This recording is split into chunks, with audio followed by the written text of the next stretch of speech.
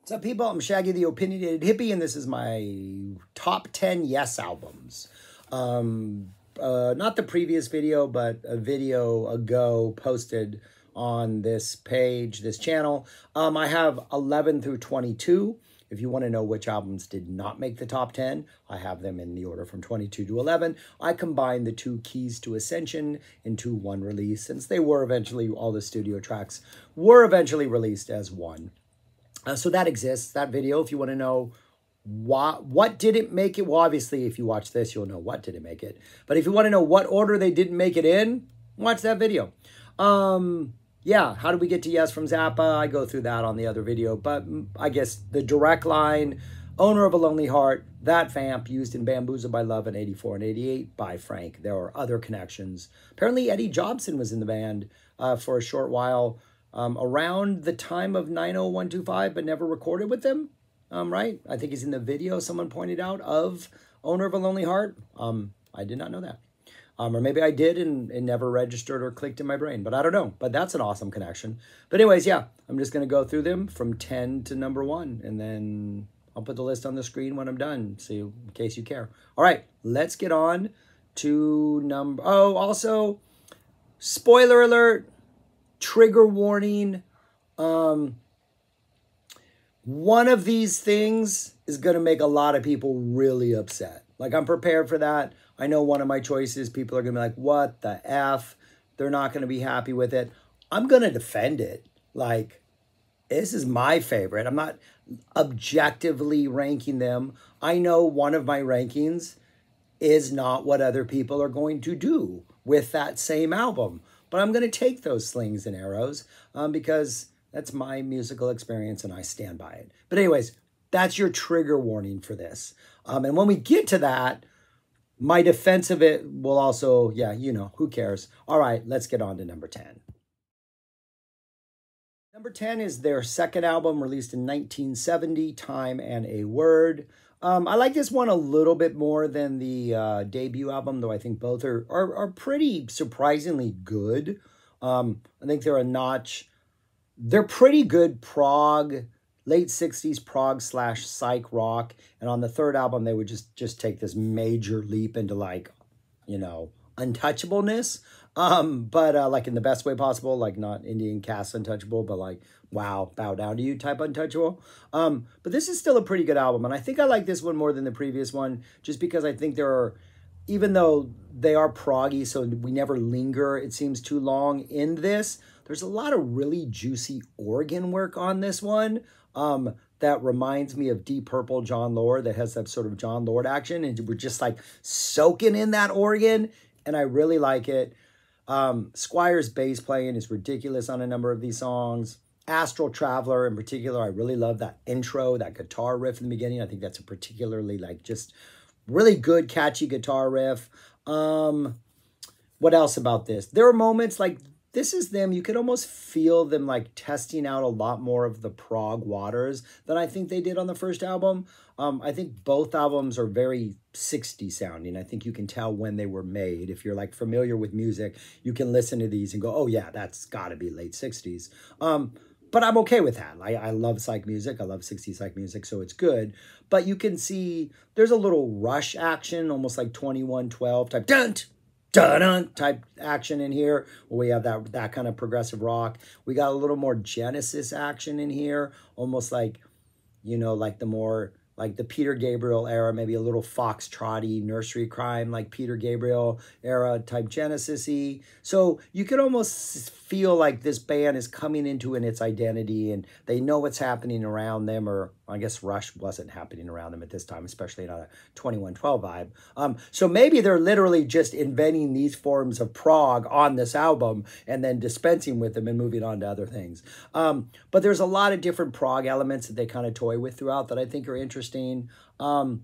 Couple songs, I'm not the biggest fan of all the songs. It made my top 10, but Clear Days kind of does nothing for me. It's a short little sort of ballady number. I'm not a big fan of Time and a Word, though there's a later live version of it that I actually really like. For some reason, just in a different context, maybe it works better. I don't know. But I just really like this album. I think it's a really good listen.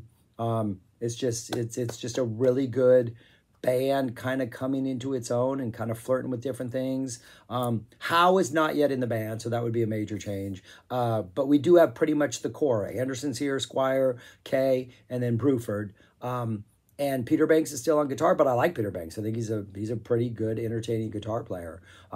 Obviously, he's not the level of what I think Steve Howe is, and that's for almost 90. If there's 100 guitar players, that statement's true for like 95% of them, probably 98% or 99% in the real world. I'm a big Steve Howe fan. But I like Peter Banks. I think he's entertaining. I think he's engaging. I think he does a really good job. But it's a solid album. It's a solid, really good listen. And I think if you are a Yes fan, I think you will enjoy this album. I don't think it's bad, though there are maybe a couple low moments. But it's a good effort. My number 10, Time and a Word, their second album.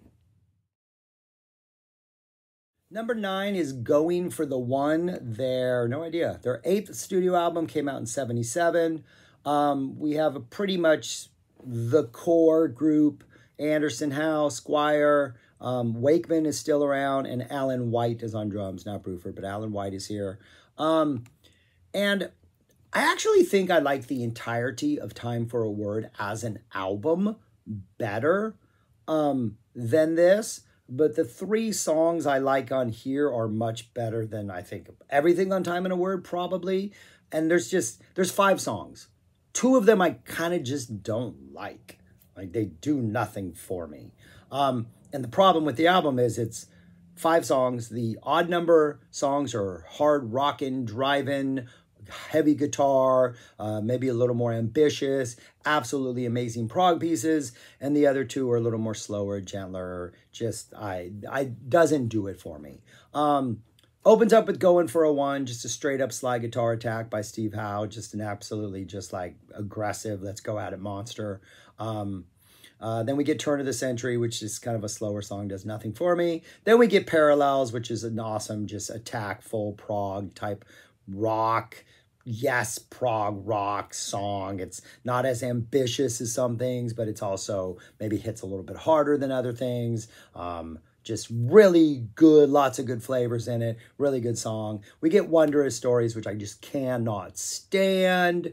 Yeah, I've never been a fan of that song. And then we get Awaken, which is everything you want out of a Yes prog rock 15-minute epic. You get some nice gentler parts, which I think are the weaker parts of this. That's not always the case, but I think in this case, on this album, some of the lighter parts don't work.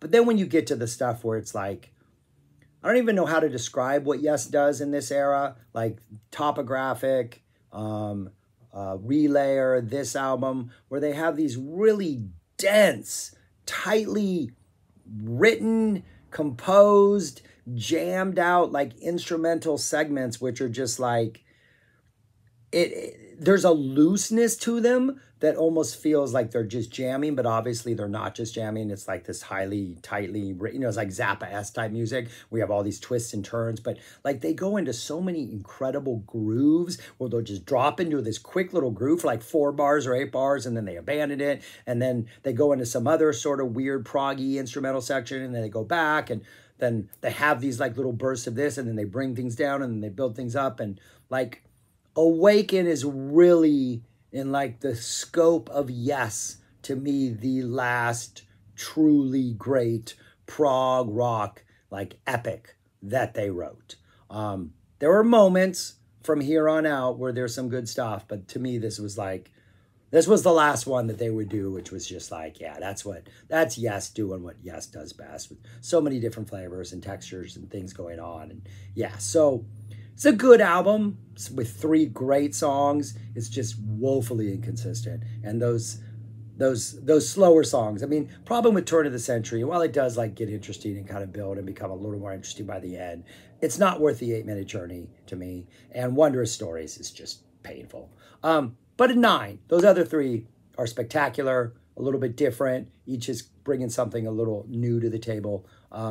As far as this album goes, even as far as the whole Yes canon goes, like Going for the One, nothing really sounds like Going for the One on any of the previous albums. But yeah. And I saw it live once. I saw that tour where they did this live, and that was pretty much fun to hear. But anyways, that's all I got for this one. Number 9, Going for the One. It did not make 1. Stopped at 9. Should have gone for 8. Maybe it could have got there. Number 8 is 2011, then 2018's Fly From Here. But I am putting Fly From Here dash Return Trip in this slot because that's the only one I really know. So Fly From Here came out in 2011, and Benjamin Benoit David, I always want to say Benjamin Benoit David was the lead vocalist. The rest of the band was the exact same band that played on Drama, which did not make the top 10, so spoiler alert for the rest of this list. Hal, Squire, White, Downs, and Trevor Horn. But Trevor Horn, he's not in the band at this point. Trevor Horn was in the Drama band, but he did lead vocals in Drama. So Benoit David is doing lead vocals in 2011. At a later point in time, 2018, I think the story is Squire approached Horn and said, hey, why don't we redo the album, re-release it, you redo the vocals. There's another track which they gave the full length of the track instead of just a much shorter 3-minute version of it, and then re-release it as that. And so that's what they did. That's the only one I know. I did not go back to check out the other one with Benoit David's vocals on it because I really like this album. And there was no reason for me to like hear a version of it that was not as good as this. So I don't know why. I just really like it. It is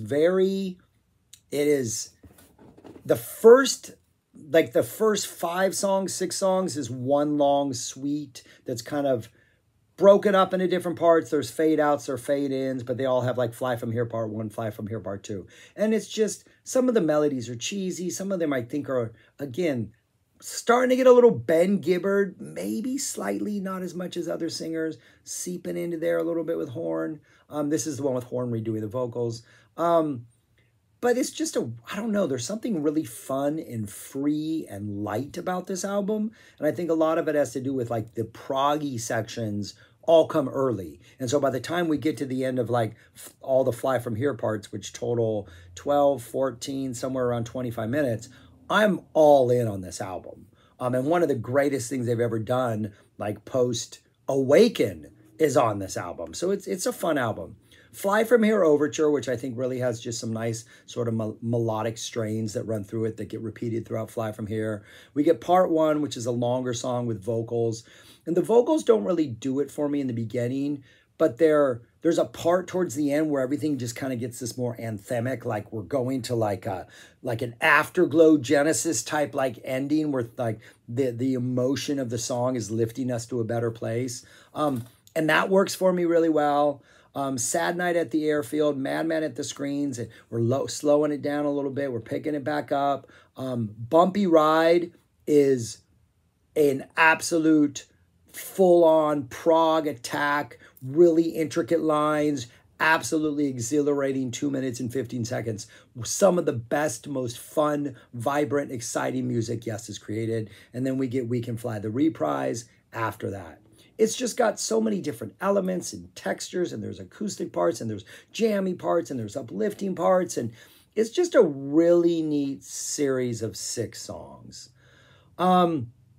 I don't think the rest of the album is as fantastic, but I don't think it's a strikeout. I don't think any of the songs, one song I kind of don't like, but the rest of them I kind of like. The Man You Always Wanted Me to Be is just kind of a slower type ballady type thing, kind of a softer, almost soft rock. I don't know. I think it works. Life on a Film Set is the only song I don't like. I think it's kind of a clunker. Hour of Need is the one that I think the original version was like 3 minutes long, and this version is like almost 7 minutes long. And there is a fantastic Steve Howe guitar solo at the end that absolutely takes what is a kind of aggressive little proggy type number that doesn't quite work all the time, but by the time you get to that solo at the end, it's just like, yes, it is fantastic. Solitaire, Steve Howe on acoustic guitar, people. What more do you need on a Yes album? I mean, we get a solid dose. Now that they've added that solo at the end of Hour of Need, you have a solid almost like 5.5 minutes of Steve Howe awesomeness that you get to sit through on this album. So like, even though Man You Always Wanted to Be is something I've come to really like and didn't at first, and Life on a Film Set I still don't like, That Steve Howe just like dosage in the middle of the album is fantastic. Don't take no for an answer. I think Howe does vocals on this one, right? It's a little awkward. Like he's not the best vocalist, but it kind of comes around by the end. And then the sort of aggressive, little more proggy, like heavier type powerhouse type song, Into the Storm, closes out the album. And it's not the greatest song, but it gives a really good dose of sort of darker prog energy, kind of bigger sounding prog energy than the rest of the album has. And it just, I don't know, it feels like it's what this album needed. And like if you start off from Fly From Here, apparently the lyrics seem to be pretty specific, and I'm kind of assuming there's like a story to them. But because by the time I really, really liked this album, I never had actually checked out the lyrics. So I'm a little weary to check them out because I don't want to be disappointed with what this story is. But I'm picking up bits and pieces of stuff. Into the Storm, I've always thought is like whatever happened in the Fly From Here part, they're now just like, whatever, man. And they're just flying into the storm. And it feels like valiant and something they should be proud of. I like this album. Went on for a long time about it. But that's my number 8, Fly From Here, Return Trip. Number 7 is their 10th release. Their 9th studio album, Tormato, came out in 1978. This is not the album I predicted people are going to be upset about. That's still to come. This, I think, is the great Yes sleeper album. Same band as Going for the One, Anderson, Howe, Squire, Wakeman, and White. There's no real, truly sort of attempt to make an epic prog song like Awaken, but the closing track, On the Silent Wings of Freedom, does have a loose, proggy, jammy, slightly jazzy, just kind of all over the map, but in a much more condensed, like it's like half the length of Awaken. That's sort of like the epic-y type thing, and it closes out the album really well. The opening song also, Future Time / Rejoice, has a little more prog ambition, little Disneyland-esque keyboard parts at times. If I have a complaint about this album, I'm not a fan of all of Wakeman's keyboard sounds. I think Arriving UFO, there's a couple sounds. I mean, it's called Arriving UFO, so we're going to get some cheesy sounds. The opening, Future Times Rejoice, always not a fan of his keyboard sounds. But they've grown on me over the years, so I'm like, okay, but I see their purpose. Future Times Rejoice also has a little bit of Genesis energy, I think, also in it, kind of looking backwards, but to what Genesis was doing earlier in the 70s. But that's the opening, Future Times Rejoice. But I don't even know what my but was. So we get 2 proggy type songs to open and close. But then...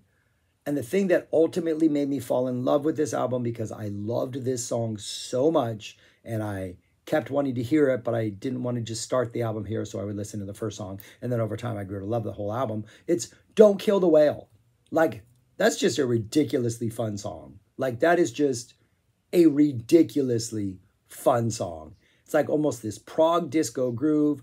Apparently, the lyrics are literally about don't kill the whale. It's not a metaphor. This is like a Greenpeace activism type song. Again, listening to the lyrics for decades, never once seen them in print. I'm always scared to do that with Yes. And since I'm not really good at remembering lyrics anyways, and since I've never ever gone to Yes for lyrics, I'm okay actually not knowing what they are. But I love the song. I love the groove. Kind of reminds me of like maybe like a Jamiroquai type vibe. Like it's just that kind of like prog space funk disco music. Just an absolutely exhilarating, fun song. And I've seen people comment on this album or review this album, or I've seen lists of like where people rank this, and Tormato usually falls towards the back and this song gets bashed. And I don't understand that. Yeah, it might not sound like Yes, but it's a really good song. And ultimately, because it's John Anderson telling people to don't kill the whale, it's the most Yes thing there might ever be. Madrigal is like this light, soft madrigal-y type song that maybe doesn't do as much, but it's a nice kind of placeholder. And then we get the kind of weird all over the map, aggressive, kind of funky release, which kind of has some really weird energy in the middle of it and is kind of a neat little just, yeah, I don't know, weird little song. I think there's like some audience applause in the middle that's like, you know, fake. Weird little song, but it works. Arriving UFO. Yeah, cheesy Wakeman sounds, but it's got some good energy. It's a fun little song. We even got a nice little like UFO type sounds at the end of it. Circus of Heaven, I'm hit and miss on, but it's kind of grown on me over the years. Kind of a lighter, bouncier type whimsical song. Onward is kind of okay, but then the closing on the Silent Wings of Freedom is really good. And so I know there's weak songs on here. I think Madrigal, Circus of Heaven, and Onward could be much better songs. I don't think they're horrible. But I really like Don't Kill the Whale. And I don't know, it has come just because I've listened to it so much. I really like everything else. I think it's truly their sleeper album. Maybe it doesn't sound like other Yes. It just kind of exists as in its own little, like the 70, like you have artists that let like the 80s destroy them because of the sound, right? And to some degree, Yes was destroyed by the 80s.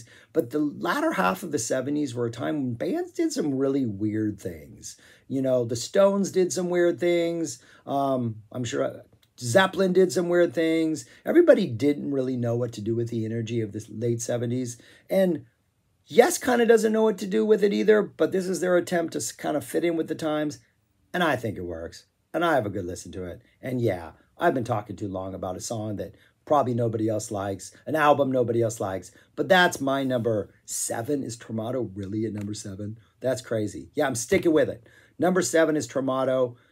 And other than one album in the next 6, I'm pretty sure there should be no argument about the next. Well, maybe, who knows? All right, on to number 6. Number 6 is Relayer. Their 7th album came out in 1974.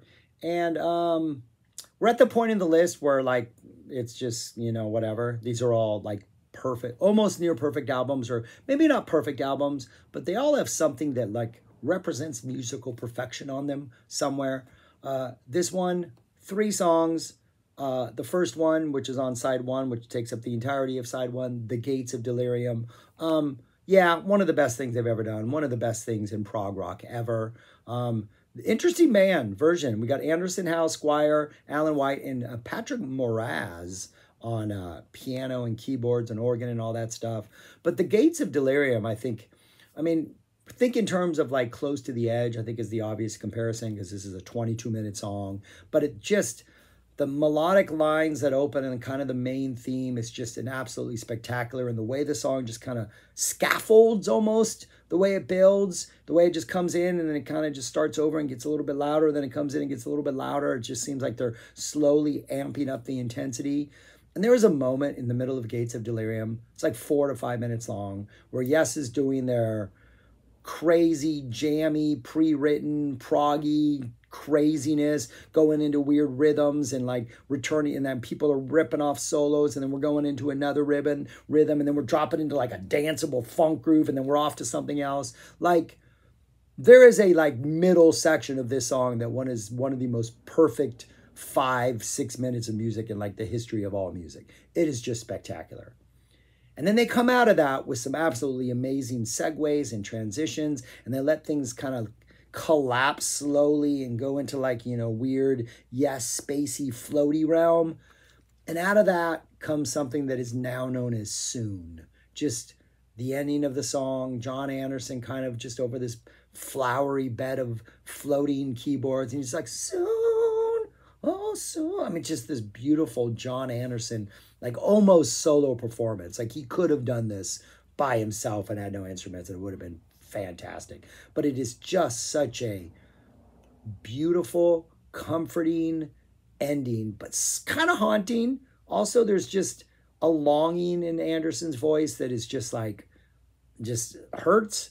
But coming after the utter organized chaos of Gates of Delirium, the two complement each other so well. Side 2, 2 songs, Sound Chaser, which the entire song sounds like people aggressively chasing sound, a lot of Steve Howe action, and it just sounds like we're going full speed and we're trying to catch something. And even when it kind of slows down and breaks down at one point, it still seems like they're just like racing to get back in it. And sure enough, eventually they just get back in it and they go at it really hard. It's just this like exhilarating, almost like, okay, just take a break for a second type song. And when they do finally take a break for a second, you're like, okay, good. You're like back into it. To Be Over It's like the ballady one. It slowly builds. It has these uplifting moments. It's 9 minutes long. I think maybe it could have been 4 minutes, and maybe they had written another maybe more aggressive type proggier song. I think maybe would have made the album a little better. I think we don't need 9 minutes to be over, to be honest. So I think if there's a weak link on the album, that is my weak link on the album. But The Gates of Delirium is so absolutely fantastic. And one thing I really like about Yes is from Close to the Edge, Topographic, Relayer, Going for the One, right? Those, right? Just those 4. You have 4 albums, 5 LPs because Topographic is a double. And over the course of those 5 LPs, I think there's 15 songs total. So you're getting 3 songs per album, being the Topographic had like 2 per like LP album.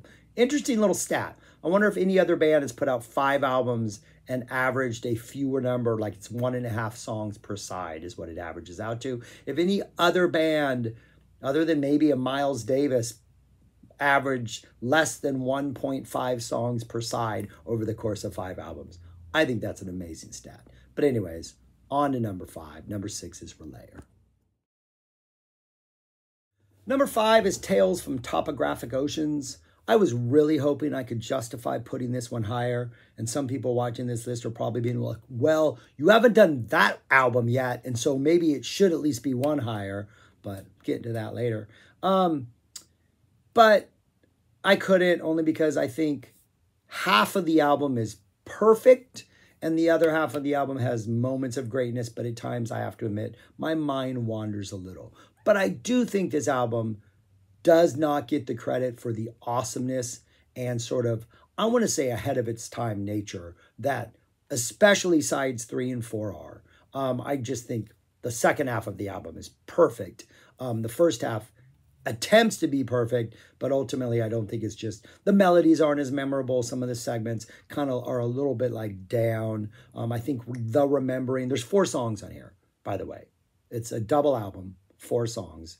Each song is 1 side long. The shortest song is 18 minutes and 34 seconds. The longest is 21:35.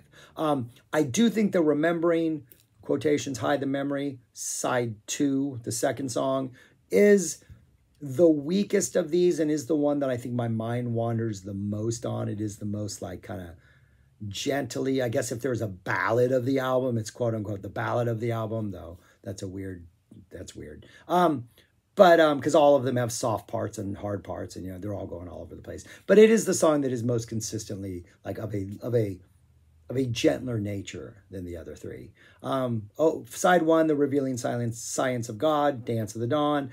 Side 3, The Ancient, quotes, parentheses, Giants Under the Sun. I think The Ancient is still ahead of its time. Like, I think The Ancient, if like Animal Collective and Battles got together, joined up as a band and put out an album, and maybe the Swans, that The Ancient, especially the first maybe third of it, that's what they would do. It is like this really awesome percussion drum rhythm vamp that goes, and Steve Howe is doing the most densest, weirdest of sort of psych prog guitar licks. We got all these kind of different parts. Vocals eventually come in. We return to that early theme. We get a little bit of attack action where the band's going at it. And then kind of following the template of Gates of Delirium, we have this ending that is just gentler and comforting and soothing and a little more acoustic. And it's just the 18-minute journey that song takes you on, especially like the first 2/3. Like, I still feel like today it's music that challenges what people know about music. And this version of the band is Anderson, Wakeman, White, Squire, and Howe. Is the personnel on this album. What was it, Bruford in here? I thought Bruford was in this. No, Wakeman was in the band. He's the guy who was eating curry during the song because he got bored. Right. So anyways, and then the side 4 is Ritual, quote, No Somme de Soleil, which might have probably the most sort of like the melody, sort of the thematic melody that kind of holds the song together. That might, I think, be the most powerful on the album, the most sort of like apparently the lyrics in this, and there's a lot of lyrics on this, are rooted in some, I don't want to like be disrespectful to John Anderson's belief, but there's like some sort of mystic sort of belief system that he's trying to sell or convey, or that he got converted to, that comes through in the lyrics. And again, John Anderson's voice to me is an instrument. I don't need to know what he's singing about most of the time because just his voice alone is what carries me through the songs. And he's understandable, so I'm picking up bits and pieces. But to me, there's so much going on musically that I can just let his voice be almost like a, like a brass instrument or a wind instrument. But the ritual, that sort of thematic, the melodic musical themes of Ritual, I think are the most just compelling maybe. But yeah, they're really long songs, but they're all go a lot of different places, have a lot of different flavors. Like the band really does mix it up a lot. And just there are so many, like even the weakest song on here, there are moments where maybe they're flirting with an idea for 30 seconds to 45 seconds. We're like, that is ridiculously amazing. And then in the course of the journey of the song, they abandon it and go on to something else. You're like, wow, I wish they could write a whole song around that. But there are so many of those moments in these 4 songs. And it's one of those songs that, one of those albums that like, when you look at it, it's like daunting, but like what I did when I first got it is I would listen to the same song for like a week and just repeat it. Because by the time I got 20 minutes later, I kind of forgot what happened early on. So it made sense to go back. I didn't try to sit down and listen to this album in its entirety until like years after. I did it first when I first got it, but I was overwhelmed. And then I realized these 4 songs kind of tell a story. Like the Revealing Science of God, Dance of the Dawn is maybe the most typical Yes song on here, it feels like. It just feels like Yes going through all its prog rock paces in the best way possible. Then you get sort of, we've set up the sort of, this is where we are. Song number 2, the Remembering, we're kind of bringing it down. We're getting invested in the characters. We're a little more emotion invested in what's happening. The Ancient is when things get weird, and that's when the action happens. You don't know where you are, and we're like going out there on a limb and odd stuff is happening, and it just feels so unfamiliar even with like what Yes had been doing in the previous albums. And then Ritual kind of takes all of these pieces and wraps them up in like a nice little bundle that feels like just like the shining end of a performance. Like it works as a single piece of music also, which is the amazing thing about this album. It should be ranked higher. I'm going to say that. I made a mistake. But for now, for today, all these albums are great, even that one that some people are worried about. But yeah, for now, it's number 5, Tales from Topographic Oceans. Number 4 is Fragile. Yep, that one's not been on the list yet, people. Again, another perfect album. Relayer is close to perfect. I think Topographic Oceans, as I just argued myself into, is much better than a 5. But what's it going to replace? Definitely not the top 4, even that other one. I mean, what else do you say about this album? It's like a perfect prog album. If I had to go objectively, this might be 1 or 2, just because the way it's sequenced, the way it's laid out, all the different flavors it provides. It's one of those where this prog rock band said, hey, let's give everybody 2 or 3 minutes to do their own super indulgent thing. It works on this album. And so it has that super indulgent prog early 70s musician attitude in it. It's just here because it was the first one I got. I had it on vinyl, listened to it to death. And so I honestly, when I think about hearing Roundabout, I'm not all that excited about going back to Roundabout. I just don't want to hear Roundabout again. It's a fantastic song. But I got to be honest, it's never been one of my favorite Yes songs, though I do think it's a great song. So that's the lead off. So because I like to listen to albums in their entirety in the order they were delivered, because I think there's something about that, right? Fragile has to fall down because I'm Roundabout just is like, I've heard that so much. But then we get the Wakeman indulgent part where he's doing some Brahms, cans and Brahms. We get the Anderson indulgent thing called We Have Heaven, which they do a callback to at the end of the album, which is fantastic. We get an absolutely ridiculous, the drumming on this is ridiculous. And this is the band. This is Anderson, Wakeman, Bruford, Howe, and Squire. We get South Side of the Sky, which has some of the most ridiculous drum parts. The guitar parts are amazing. Just an awesome piano-driven kind of prog song with great parts from everybody. We get 5% for Nothing, which is the Bill Bruford indulgent part, which is like 35 seconds of just weird craziness. We get Long Distance Run Around, this awesomely beautiful, melodic, little trippy, like prog pop song. That goes into The Fish, which is Squire's indulgent, awesome, sort of space jam song. Then we get Mood for a Day, which is Howe's solo performance, one of maybe, I would say, his best solo piece. If I had to rank the Howe solo pieces, I would put Mood for a Day number one. Has a little bit of a Spanish flavor in there.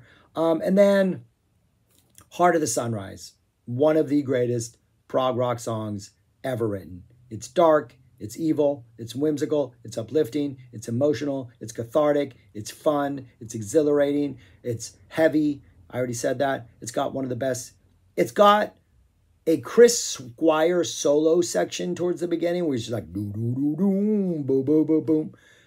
Bill Bruford's drumming during that ranks up there as some of the best drumming I've ever heard on a recorded piece of music. It is so fun and entertaining and amazing, and I can listen to Heart of the Sunrise 20 times in a row for many reasons. One of them, Bill Bruford's drumming is out of this world.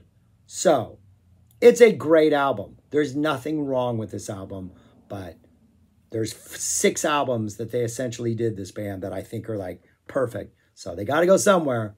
Number 4, Fragile.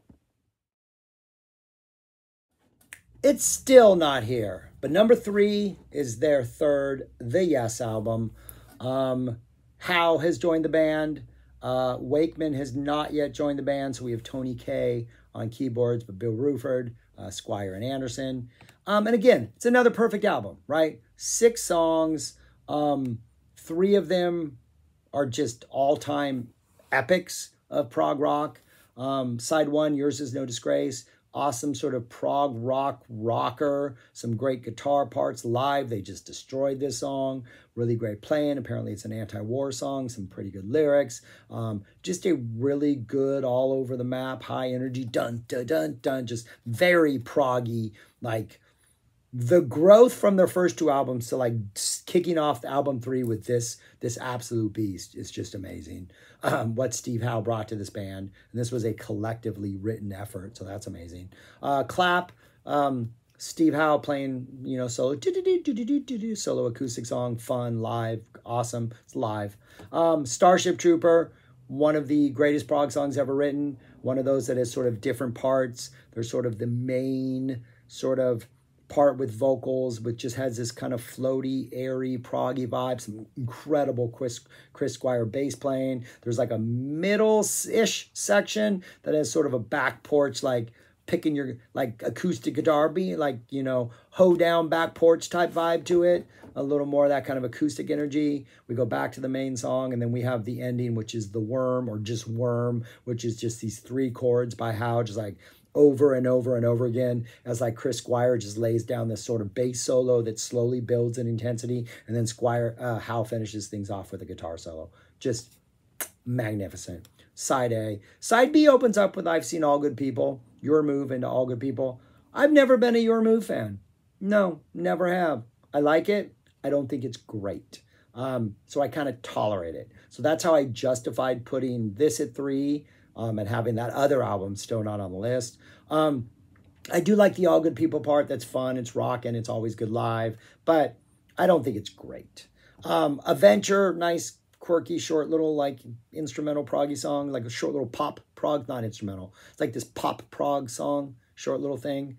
And then Perpetual Change, which is this awesome, which is almost feels like the brother to Yours Is No Disgrace in a lot of ways, just like sort of the beginning energy and the way the song builds, and just the way it kind of plays out. But there was a part in it where something is happening where like we're playing with this theme, and all of a sudden like things get super weird and super funky, and 2 or 3 of the members of the band start playing this one sort of idea, this really crazy, hectic, like super like weird mind scrambling thing.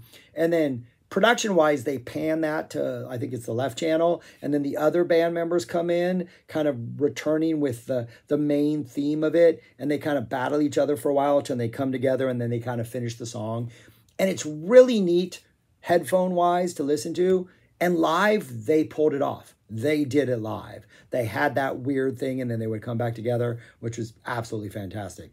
But yeah, it's a solid album. but I'm putting it at 3 because Your Move doesn't really do all that much for me, though it is still a good song.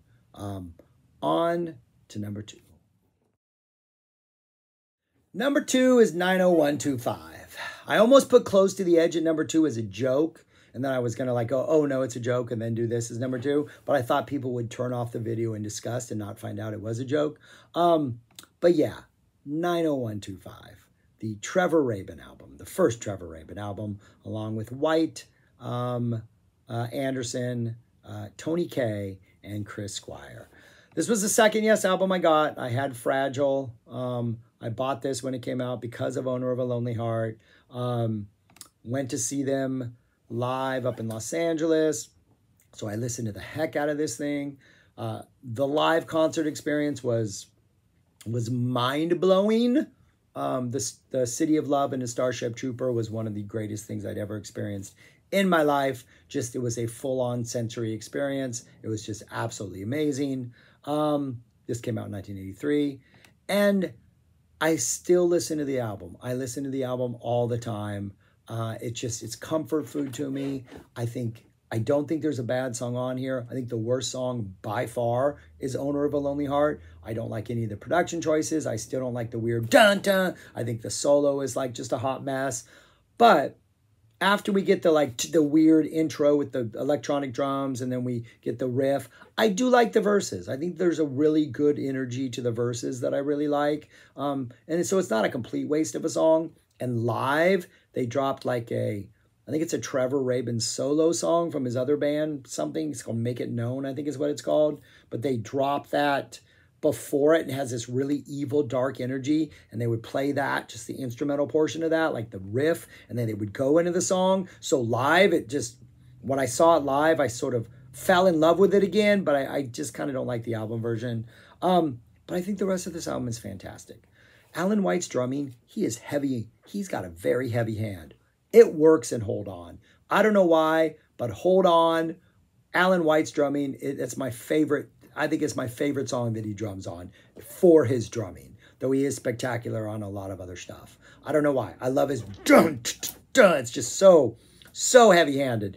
Weird little vocal parts in there. Love the guitar energy. Love the song. It Can Happen, probably a nice little poppier song in this album with a lot of really good slight prog elements. There's no epic prog song on here, but there's little bits and pieces of it like throughout the album, just kind of sprinkled in. Changes is a really fun prog song that has lots of different parts. Trevor Rabin sings part of it. I think Rabin's got a pretty good voice. Side 2 opens up with Cinema, an instrumental song, which kind of feels like it should have opened up side 1. Like it seems obvious, but I think it's obvious because it's the right choice in this case. But that goes into Leave It, which is a weird friggin' song. Like, I still listen to that today. I'm like, this is Yes. Like, it's a weird song. A lot of vocals, a lot of do-do-boo-do-do-do-ba-do-do. I mean, it's like a lot of vocals. It's just a weird little song, but I think it works. I think Anderson's vocals are great. I think their use of, like, the way the instruments come in when they do come in for, like, a guitar part or stuff work. Like, it's just a really weird song that I think has held up really well over the years. Our song, totally poppy, incredibly poppy, but it works. I don't know what it is about Toledo that they're singing about, but I want to go to Toledo. Really good energy on this song. City of Love, I love City of Love. Just this doom, doom, boom, boom, kind of builds. It's got this nice once bitten, twice shy energy. Kind of gets evil and dark towards the end. And then Hearts.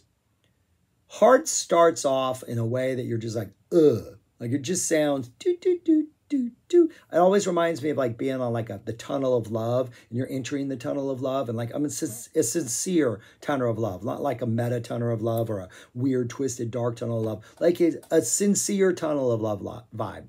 And the beginning of the song reminds me of that, like, do, do, do, do, do. And you're like, oh, tunnel of love. But then when the vocals keep going on, you realize that it's just kind of weird. And it's in this weird sort of like unfeeling kind of dry space that doesn't really match up with the way it started. And you feel like, wait, what's going on? This isn't what I thought it would be. And then we just get all these really neat sort of instrumental interludes throughout the song that take us into different prog elements. And we get this really nice groove at one point towards the end. And like, it's just, it is a surprise. It turns out to be a tunnel of love ride, but it's a tunnel of love ride for prog rock. So it goes into all these weird different rooms that you're like completely not expecting it to go through. So don't get fooled by what I think is a weak beginning, because I think this song goes some really, really interesting places.